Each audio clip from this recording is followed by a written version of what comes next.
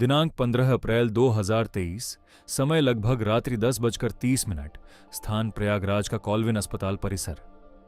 हवा में एक अजीब सी भारी खामोशी थी, जैसे शहर ने सांस लेना रोक दिया हो। पुलिस की गाड़ियां पहले से मौजूद थीं, लेकिन किसी को अंदाजा नहीं था कि कुछ ही पलों में यह स्थान भारत की सबसे सनसनीखेज घटनाओं में दर्ज होने वाला था।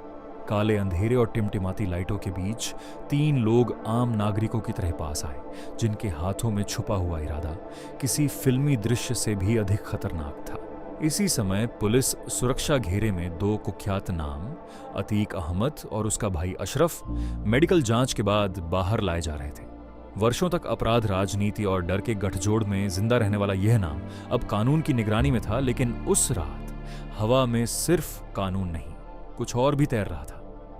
भीड़ में मौजूद लोग मोबाइल कैमरों से इस दृश्य को रिकॉर्ड कर रहे थे। किसी को नहीं पता था कि यही रिकॉर्डिंग इतिहास बन जाएगी। जैसे ही दोनों को अस्पताल के प्रवेश द्वार के पास लाया गया, भीड़ के बीच हलचल तेज हो गई। उसी क्षण 3 युवक, जो सामान्य दर्शकों की तरह खड़े थे, अचानक आगे बढ़े।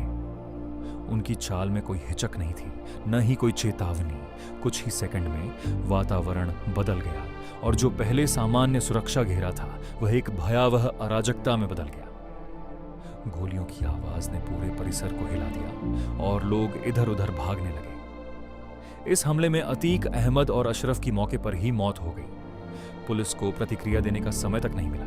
यह घटना इतनी अचानक और योजनाबद्ध थी कि कुछ ही मिनटों में पूरा देश स्तब्ध रह गया। मीडिया चैनल्स ने इसे लाइव दिखाना शुरू कर दिया और सोशल मीडिया पर यह दृश्य आग की तरह फैल गया।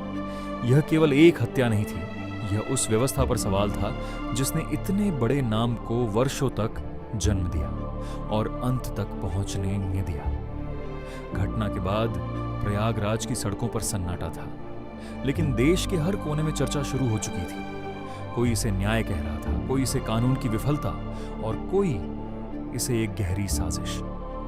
पुलिस ने तुरंत तीनों हमलावरों को गिरफ्तार कर लिया, लेकिन सवाल वही रह गया कि आखिर इतनी बड़ी सुरक्षा के बीच यह कैसे संभव हुआ। जैसे जैसे जांच आगे बढ़ी, परतें खुलने लगी। अपराध, राजनीति और सत्ता के बीच का वह दृश्य जाल सामने आने लगा, जिसमें अतीक अहमद सिर्फ एक नाम नहीं था, बल्कि एक पूरा सिस्टम था। और उस सिस्टम का अंत जिस तरह हुआ, उसने पूरे देश को सोचने पर मजबूर कर दिया कि क्या यह सिर्फ एक अपराध था या किसी लंबे खेल का अंतिम अध्याय।